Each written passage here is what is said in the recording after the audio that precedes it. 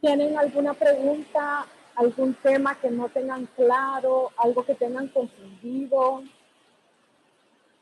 acerca de los temas de la clase?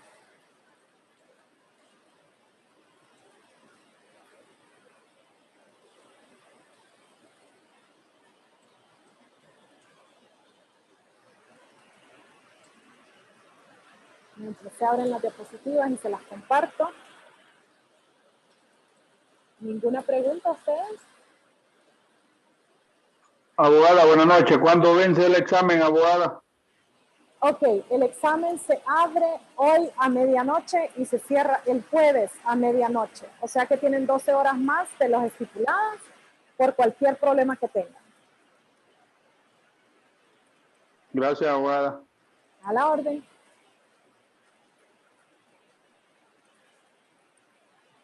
Son 10 preguntas. Las preguntas son verdadero o falso, términos pareados, completación no hay porque no tienen que escribir nada. Selección única, selección múltiple, escoger en la imagen. Eso sería los diferentes tipos de preguntas que hay.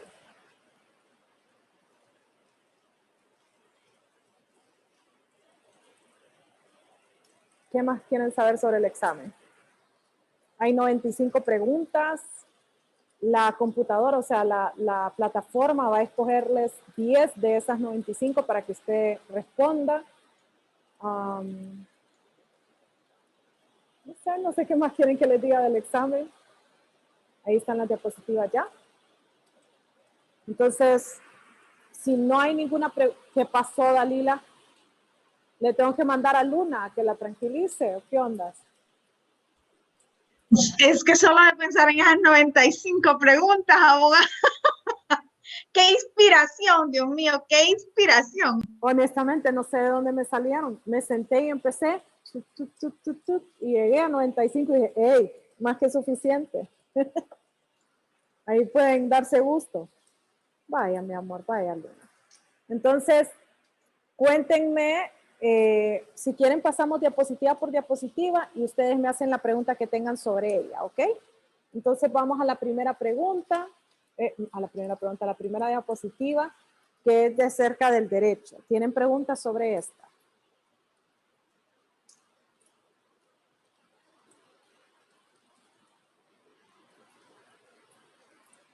Nada, ok. Luego tenemos los conceptos que integran la definición moderna de sistema normativo externo coercitivo y en ella también sale moral, ética y derecho. ¿Tienen preguntas sobre esta? Está bien.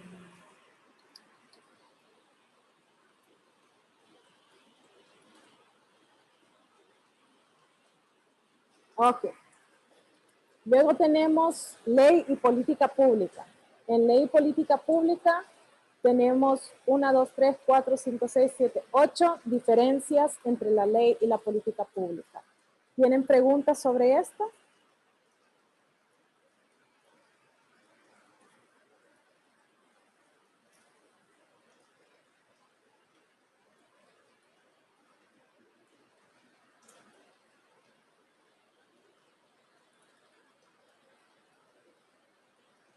Dice Dalila que no hay preguntas, dice Dalila. Rita tiene una pregunta. Dice. Dígame, Rita, ¿cuál es la pregunta? No, ninguna. Que si le regalo a mis perros, ha de ser la pregunta. Pero sí, te está temblando. La tengo pegadita al pecho porque está temblando. Luego vimos la nación. ¿Tienen preguntas sobre la nación?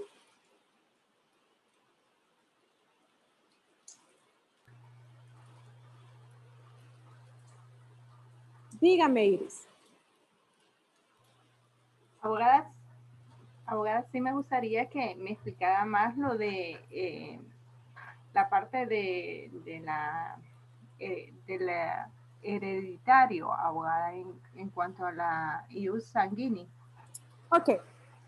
La nación por sangre hereditaria es la que todos nosotros conocemos comúnmente como la Yusanguini o Yusanguini, que es qué es lo que dicen los documentos acerca de mi persona.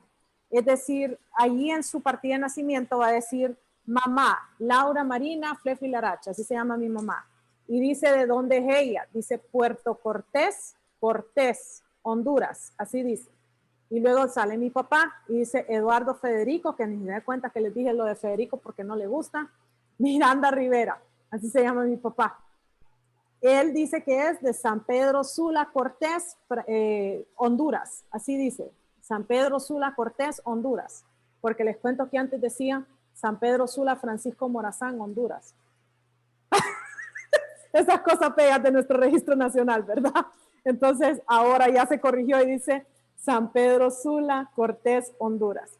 Entonces, eso serían mis naciones hereditarias. Mis naciones hereditarias son San Pedro Sula y Puerto Cortés. Eso es lo que dicen los documentos acerca de dónde mis papás nacieron, ¿sí? Si nosotros nos vamos aún más atrás, entonces podemos ver acerca de los abuelos. Mi abuelo materno era del Salvador, San Salvador. Mi abuela materna era de Bellala, Palestina. Mi abuela paterna era de San Pedro Sula Cortés y mi abuelo paterno era, honestamente no sé de dónde, porque en la partida de nacimiento de mi papi salió una línea y después solo dice España. Así que de algún lugar en España, no sé, porque el señor se murió cuando mi papi tenía 9 años. Así se murió mi abuelo cuando él estaba muy chiquito. Y mi abuela, cuando hablaba de su esposo, se ponía a llorar casi siempre. Entonces, y no tuvo hermanos, esa es la otra cosa. Entonces, no es como que yo pude preguntar ahí, ¿verdad? Exactamente. Entonces, tal vez si nos ponemos a buscar en los documentos, me saldría el acta de naturalización de él y entonces ahí sí me tendría que decir de dónde es que es. Pero por los momentos yo sé eso, ¿verdad? Que mi abuelo era de San Salvador, o sea que yo puedo tener esa nación, la nación de San Salvador, mi abuela de Bellala, entonces yo puedo tener la nación de Bellala, puedo tener la nación de San Pedro nuevamente por mi abuela y no sé de dónde de mi abuelo. En España sería mi nación. Abogada, y para obtener esta nacionalidad, ¿qué trámite se debe de realizar? Oh, esa es una muy buena pregunta. El único que puedo realizar sin perder de manera tácita, porque no es de manera expresa, sino que de manera tácita que uno lo pierde, es la española, porque solo con España tenemos convenio. Yo, por muchas razones, me gustaría que eso no fuera de esa manera, empezando porque mi esposo no puede hacerse hondureño sin renunciar a la nacionalidad gringa. Tengo que hacer un trámite en donde yo presento exámenes de ADN, presento el mío, el de mis abuelos que ya no existen, que ya están con Dios, o sea que va a estar un poquito difícil. Tengo que presentar la partida de nacimiento mía, tengo que presentar la partida de nacimiento de ellos. Y por cuestión de derecho de sangre, se supone que yo no pierdo la hondureña, se supone, pero existe la teoría de que sí la pierdo al jurar lealtad a otro estado. Entonces está ahí como en veremos que si yo no la tengo desde que soy chiquita, desde el día que nazco, entonces puede ser que tenga que renunciar. La que sí se renuncia es la del derecho al suelo. Esa sí se renuncia.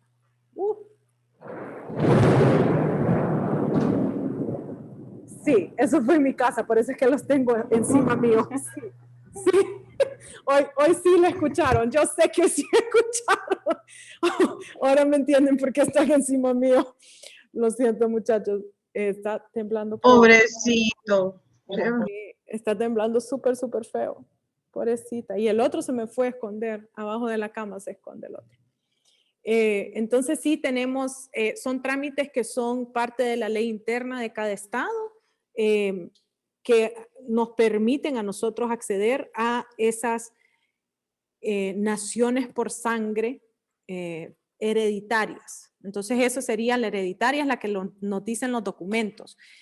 Obviamente si mamá y papá, ya eso es distinto. Cuando mamá y papá de manera directa son de otras naciones. Ahí sí mis hijos, por ejemplo, el papá es gringo, es de un lugar que se llama Anaconda, Montana. De ahí es de donde la nación de mi esposo es Anaconda.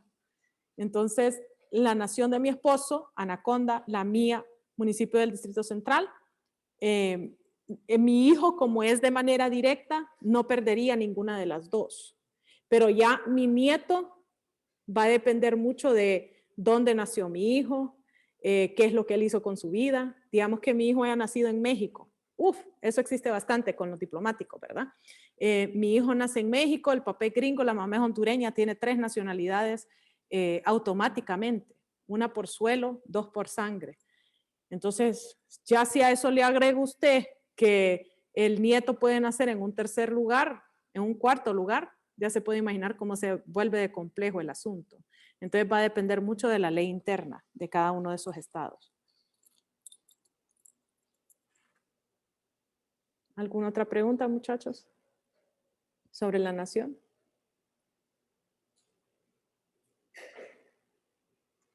No.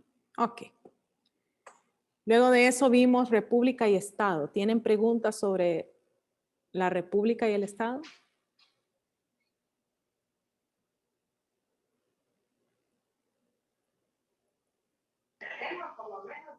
Cuando hagamos el examen, abogada, las dudas que surjan se las hacemos. Se las hacemos, sí. Oiga, esto es grande. Ahorita tenía un profesor que llegó a ser decano, dicho sea de paso, mi profesor, que decía que él tenía una receta médica y que el día de examen a él le daba amnesia. Así nos decía, amnesia. A mí el día de examen me da amnesia, nos decía. ¿Cómo así? Le decía, sí, yo tengo una enfermedad, pero que es específica, nos decía, y muy cruel. El día que ustedes hacen su examen, a la hora que hacen su examen, a mí me da amnesia. Y cuando usted llegaba y le hacía preguntas medio examen, le sacaba la receta y decía, o algún amigo de él, médico, se la de haber hecho. No tenía fecha, pero tenía el nombre de él y decía, diagnosticado con amnesia temporal. Era terrible ese catedrático mío. No, abogada, esas cosas no se siguen, así no. Miren, nosotros nos reíamos. Suficiente con estar en pandemia, abogada. Yo opino que la abogada ya tomó acciones para que nosotros no le preguntemos en el chat. Miren, yo en semana de examen, en semana de examen lo que hago es que cierro el chat del grupo para que nadie esté molestando. Nadie porque pregunte. Pues, no molestándome a mí, molestándose entre ustedes, pero a mí siempre me pueden escribir todo lo que quieran. Dígame, Dalila. Hay que tener un dispositivo viendo las clases de ayer y de hoy, otro dispositivo con el examen, otro dispositivo con el documento, porque y preparado para el No, tranquila. Dale, usted vino a todas las clases, usted fue de las que vino a toditas las clases, entonces si le va mal, es que estamos mal en esta vida. No, o sea, me perdí la última clase porque venía manejando y había tormenta y no me logró conectar el internet, pero sí la estuve repasando el sábado en la tarde. O sea que sí estuvo en todas Ahí las tengo clases. Sí. Anda volando la lila, ¿va? No, ya va a ver que vamos a sacar 100, Jairo, ya va a ver usted. Todos vamos, porque no preguntan, entonces todos vamos a sacar 100. Sí. Les cuento de que el día de hoy aprendí algo nuevo. Todos los días se aprende algo. Y miren que en derecho uno nunca termina de aprender. Estábamos en medio de una conversación con un colega mío y me dice, ¿ya escuchaste de que hubo una reforma a la Constitución de Corea del Norte que la hicieron en 1998, pero entró en efecto hasta el 2020? Le digo yo, ni idea de lo que me estás hablando, papi. Le digo yo, ¿qué es lo que me estás hablando? Y me dice que, según la Constitución de Corea del Norte, Kim Il-sung, que es el primero que hubo, ¿verdad? El Kim Il-sung. Él reformó la Constitución diciendo de que él era el presidente eterno de Corea del Norte. Escuche bien, que es el presidente eterno de Corea del Norte. Y entonces ahora Kim Il-sung, que es el que está en vez de su papá, Kim Jong-il, lo que él es primer ministro, porque en Corea del Norte lo que existe es una necrocracia, que significa que un muerto es el que manda. Necro. Oiga bien eso. Le digo yo, eso sí que está interesante usted. Venga y explíquemelo otra vez, porque ¿cómo así es que reformaron la Constitución en el 98 y entró en efecto en el 2020, diciendo de que el presidente eterno era un hombre que está muerto? Oigan eso ustedes. Está interesante, ¿va? Dije yo, todos los días. Ay, ¿qué tal así como por mediums y todo, y le preguntan de qué manera se va a manejar el gabinete y todas esas cosas, porque como es tan espectacular, entonces todas esas cosas pueden estar interviniendo. Pues sí, puede ser que una medium sea o un pajarito, así como Hugo Chávez, que habla por medio de los pajaritos a Maduro. No, sí que yo a esos les creo de todo, ustedes. A eso sí que yo les creo de todo, porque salen con tal cual cosa. Bueno, hasta eso hemos abierto el día de hoy, hasta que existe una necrocracia, mando un muerto, de todo se ve en esta vida. Bueno, entonces no tenemos preguntas sobre la República y el Estado. Entonces pasaríamos al siguiente tema, que es los conceptos relacionados: país, pueblo y economía. ¿Tienen preguntas sobre este?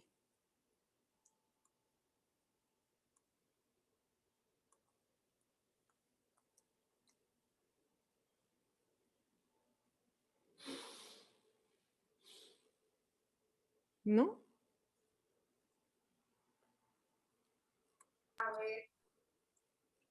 Dígame, Jairo.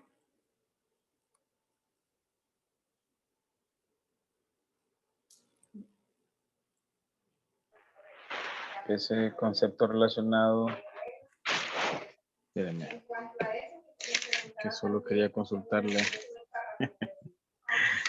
Es que estamos tan tristes que ¿Y por qué es tan triste? ¿Qué pasó? es que cuando usted nota que nadie le contesta no es porque sabemos. Son las 95 preguntas, abogada, las que nos tienen cabizbajos. Es tristeza. Vea lo que ya se sonrieron los Estamos compañeros, mudos. miren. No, El 95, el 90. Que solo le van a salir 10, Dalila, no le van a salir las 95. Calma, pueblo. Así es, se lo di. No, pues sí, pero así como que las más especiales no salgan de dentro de las 10. No, yo siento los nervios de Dalila, la verdad. Me tiene con una ansiedad extrema. Le voy a mandar a Stanley, que ya se durmió aquí, ¿ve? Este está muerto de miedo y el Stanley está Y más fue que dormido. como en procesal civil, había una exposición, no todo el mundo quería exponer, de ahí nos dan los puntos a todos, y le digo yo, bueno, no dieron 9 puntos a todos, pero digo yo, por lo menos los que tuvimos el coraje de hablar, nos hubiera, el extra, pues, no, así es injusta la, pero bueno. A ver, Jairo, todavía sigo esperando su pregunta de los conceptos relacionados. Sí, es que esa parte de los conceptos relacionados es que espérame, abogada, es que no sé, esos conceptos relacionados son ya para el segundo parcial. No, hombre, eso lo vimos en el primero, muchacho. En el primero lo vimos. Sí. Ya valió la pena entonces eso, porque yo eso no lo tengo anotado a ningún lado. Ok. Explíquenos nuevamente, abogada. No hay problema. País. País somos los que vivimos con el pueblo. O sea, la gran mayoría de nosotros. En otras palabras, el pueblo no puede ser el país. Recuerden que el día que hablamos de eso, Iris nos comentaba de que existen ciertas disposiciones en donde a los uniformados les dicen, pero cuando se quita el uniforme, usted ya no es parte del pueblo, usted ahora es civil. Pero la realidad de las cosas es que esas son teorías bastante nuevas. Eso no existía en el tiempo de los griegos y los romanos. Usted era soldado y punto, ¿ok? Entonces, cuando emerge el término pueblo, pueblo y país no podía ser el mismo. O usted era una cosa o usted era la otra. Cuando nosotros hablamos acerca del pueblo, tenemos que saber que primero en el tiempo de Grecia y Roma significaba que usted era un ciudadano varón. Y luego evoluciona a que usted tiene dos obligaciones. Primero, votar y segundo, ir a la guerra. En otras palabras, siguen siendo varones. No se aceptaban mujeres en el campo de batalla, ni como parte de las Fuerzas Armadas, ¿verdad? Entonces, ahí nosotros vemos de que es enteramente masculino el pueblo. Y luego tenemos el término que usamos ahora como pueblo, la definición moderna, en donde nosotros lo que tenemos es seres humanos que lo que hacen es defender la república con el uso de las armas letales. Eso mayormente sigue siendo hombre. ¿Por qué? Porque no es una cuestión de que uno no quiera que la mujer esté, ni tampoco es una cuestión de que uno haya discriminado a la mujer. La realidad de las cosas es que la mayor parte de las Fuerzas Armadas a nivel mundial y de las fuerzas policiales a nivel mundial siguen siendo hombres.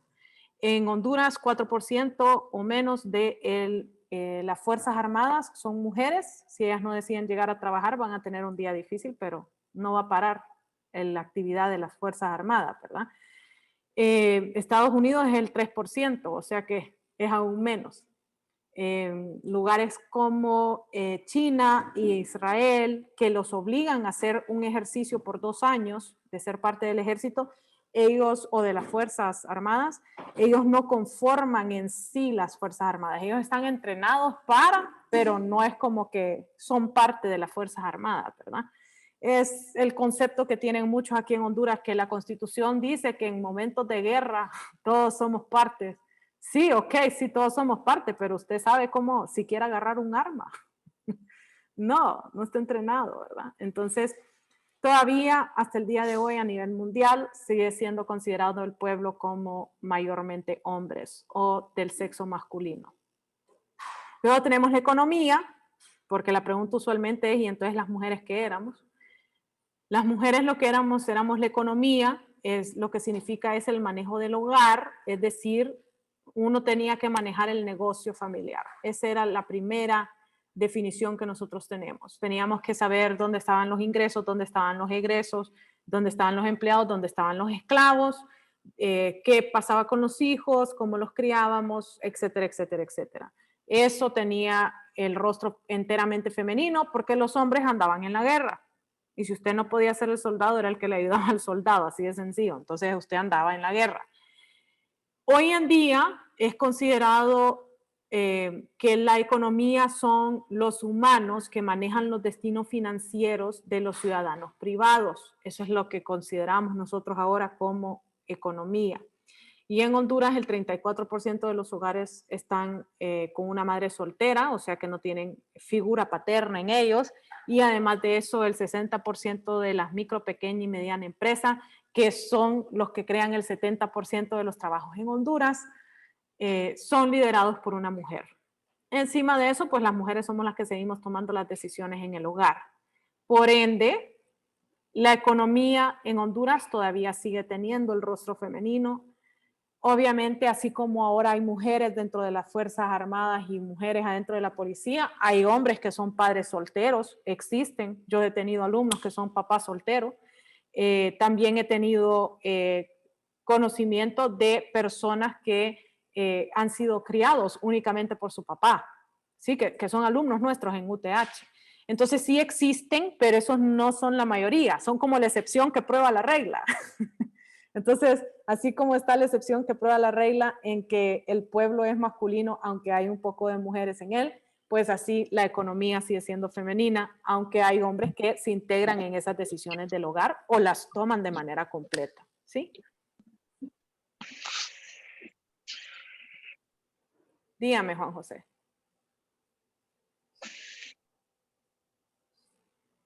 No, todo claro. Ah, ok. Jairo, ¿le quedó claro? Sí. Ah, ok.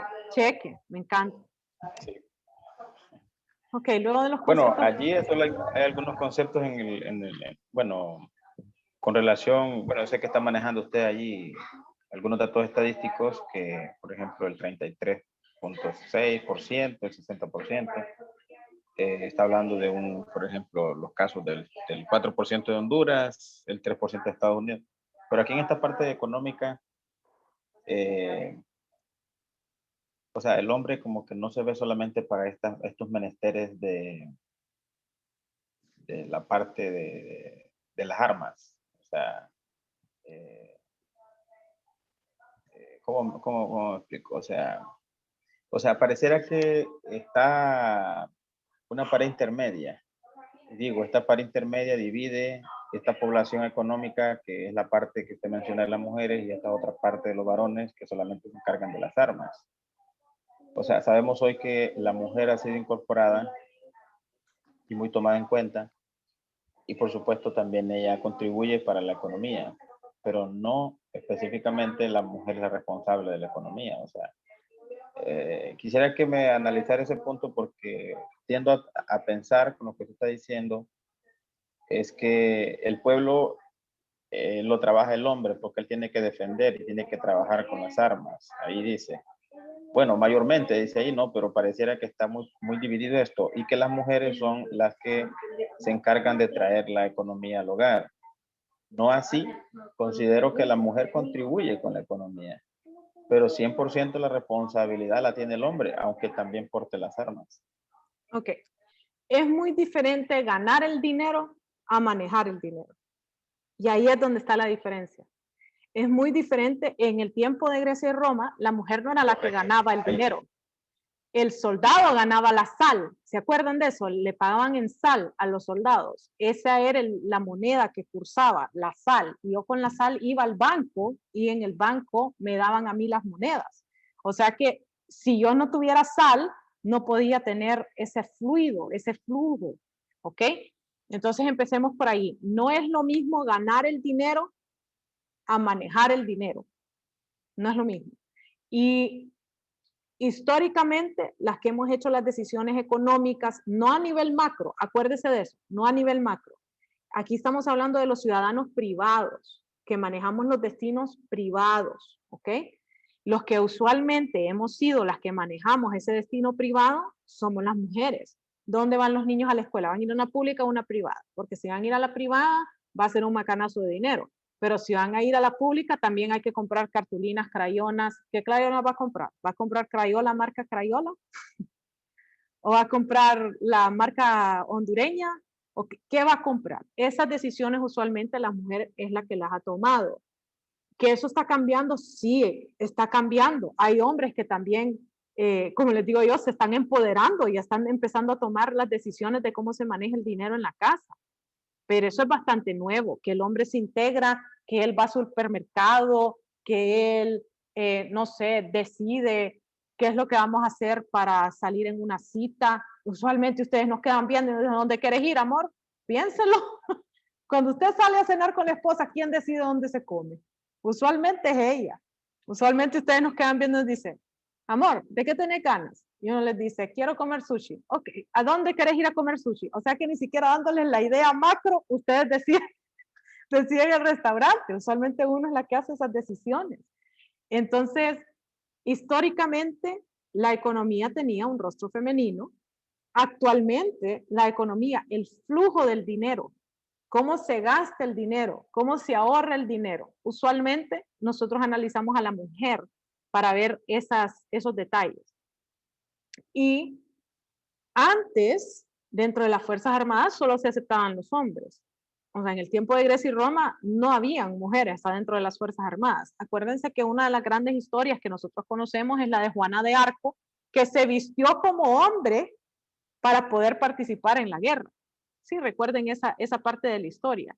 Entonces, los hombres eran los únicos que podían ir a la guerra. Ellos eran el pueblo. Ellos votaban inclusive para ir a la guerra. ¿Vamos a ir o no vamos a ir a la guerra? Entonces, eso era muy importante para ellos. Era parte de ser un hombre. Pero nosotros ahora sabemos de que hay mujeres que son mucho mejores que los hombres en hacer estrategias. Y si no, peleese con una de nosotros a ver qué tal le va. Si le sacamos hasta lo que hizo hace 15 años. Entonces, nosotros somos buenas para hacer estrategia, nosotros somos buenas para manejar los recursos, para saber dónde están las cosas, cómo guardarlas, etcétera, etcétera. Entonces, nos han ido abriendo ese espacio adentro de las Fuerzas Armadas y adentro de las policías. O sea, toda la seguridad que tiene que ver con el externo del Estado y los ataques que ingresan de ese externo, esas son las Fuerzas Armadas, que tienen que defendernos de los enemigos foráneos y sus aliados. Y luego está el nivel interno, que es la policía, que nos tienen que defender de todos los ataques de aquí mismo, de nuestro Estado y sus aliados, ¿sí? Entonces, eso es bien importante que sepamos entender de que sí, ahora las mujeres estamos adentro del pueblo y hay mujeres que están adentro del pueblo, sí, es cierto. Y hay hombres que están adentro de la economía, que bueno, les cuento, conozco uno que tiene maestría en finanzas y que maneja la casa de él con una hoja de Excel y que sabe hasta dónde están los centavos. O sea, es impresionante. Y se lo enseñó a mi esposo el otro día y mi esposo se echa la carcajada y le dice, no, le dice, esto es trabajo aparte, le dice, ¿cómo que vos tenés ahí? Él sabe hasta, porque usa máquina de lavar loza. Entonces él sabe hasta cuántas de las cositas de máquina de lavar loza tiene. Así de calculado tiene su casa, pues. Y es él el que lo hace. Y la esposa es una botarata que para qué le cuento, que asumo yo que por eso es que él tomó esa decisión, ¿verdad? De ser él el que manejaba las cuestiones, los gastos y todo eso. Entonces sí, hay hombres que se han integrado al manejo de esos recursos, pero usualmente la mujer es la que lo ha hecho. Esa sería la respuesta. Sí, excelente. Sí. Excelente, abogada. Cheque. Ok, si no tenemos más preguntas sobre esta diapositiva, entonces pasamos a la siguiente, en donde hablamos de que tienen cuatro competencias que tienen que acordarse: jurisdicción, materia, cuantía y grado. ¿Tienen preguntas sobre esto?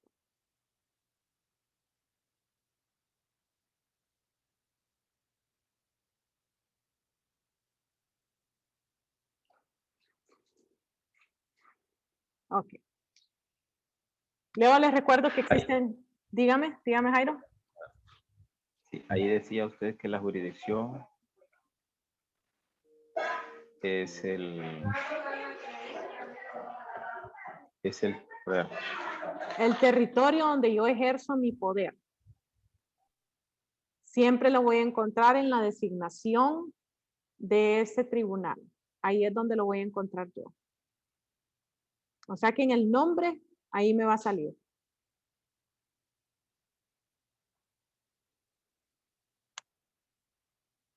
¿Sí? Un ejemplo, abogada, sería como decir en el juzgado de letras, ¿verdad? Entonces esa es la jurisdicción. Juzgado de letras, primero de lo civil de Francisco Morazán. La jurisdicción sería Francisco Morazán. Porque él ejerce su poder en Francisco Morazán. ¿Sí? Entonces ahí en el nombre, en la designación, va a estar dónde es mi jurisdicción. Ahí me va a salir. Igual mi materia. Juzgado de letra civil. Ahí me va a salir, es civil. De Francisco Morazán, ahí está mi jurisdicción. No hay que perderse ni buscarla en Google, no. Es tal cual sale. ¿Sí? ¿Y la sede sería atribución? La sede sería la granja, por ejemplo. Sí, ustedes, no, perdón, la granja es el penal. La sede del juzgado de letras es, vamos a ver, la dirección es Boulevard Kuwait, al lado del edificio principal del Poder Judicial. Y si no, le dicen, el nuevo edificio del Poder Judicial. Gasolinera. Enfrente de la gasolinera. Cuidado y te montas al puente. ¿Verdad que así le dicen? No estoy mintiendo. Sí. Esa es la sede. La sede es la ubicación. Y cuidadito te va para el archivo también. Exacto. En una esquina del parqueo. En una esquina del parqueo está el juzgado y en la otra esquina del parqueo está el archivo. Es cierto lo que les dice Iris. A la par del edificio amarillo, dice. Literal. A la par del edificio amarillo. Así le dicen. Esa es la sede. En Washington dice que la OEA se organizó en una reunión para lo de Nicaragua. Ajá. Si no sé si se enteró. Sí. Es que ahorita estamos hablando, estaba esperando que me dijera, y la reunión fue en tal lado y esa es la sede de la reunión. Sí, estaba esperando que me dijera eso. No, estaba esperando que me dijera eso porque estábamos hablando de la sede. Y dije yo, oh, ok, este está bueno el ejemplo. Ustedes en Washington. Sí, bueno, ciertas. La OEA tiene varias sedes. Pero la reunión sí fue, bueno, la reunión esa no fue en el edificio principal, fue en un edificio que queda como a 6 cuadras, vamos a ver, 6 cuadras y media aproximadamente de la Casa Blanca. Ahí fue la reunión. No fue en el edificio principal, que es donde está el hemiciclo y todo lo demás, no, ahí no fue. Fue en el edificio que queda como a 6 cuadras de la Casa Presidencial de Estados Unidos, de la Casa Blanca, la que se conoce como Casa Blanca. Entonces la sede es esa dirección, se me va, ¿cómo es la dirección? Es la avenida, creo que es Massachusetts y la calle L, creo que esa es la dirección. Esa sería la sede de esa reunión en especial. Mientras que la jurisdicción sería todos los estados americanos, ¿sí? Porque es la OEA. Muy diferente la jurisdicción a la sede. ¿Tienen preguntas sobre esta diapositiva ustedes? ¿No? Ahora sigamos con la explicación de la que tenía ahora con respecto al tema y la materia. Bueno. Ok, juzgado primero de letras de lo civil de Francisco Morazán, el tema sería civil. Me va a salir siempre en el título. Siempre me va a salir en el título. Vamos a ver, la Corte de Apelaciones de lo Civil de Francisco Morazán. Entonces sería, la materia sería civil y el territorio o jurisdicción sería Francisco Morazán. La sede sería segundo piso del edificio del Poder Judicial, Boulevard Kuwait, enfrente del Mall Las Cascadas. Literal así, ¿verdad? Entonces esa sería la sede. Siempre en la designación le va a salir la jurisdicción y le va a salir la materia. Siempre. Sin excepción. Le va a salir en la designación la jurisdicción y la materia.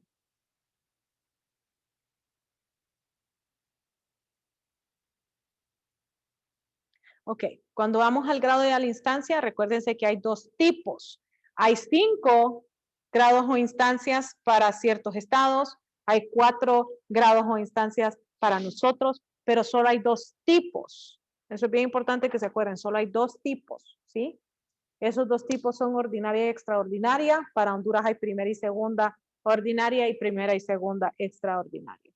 ¿Tienen preguntas sobre estas diapositivas, muchachos? Abogada, Dígame. le quiero hacer una pregunta. ¿En qué momento se interpone la apelación?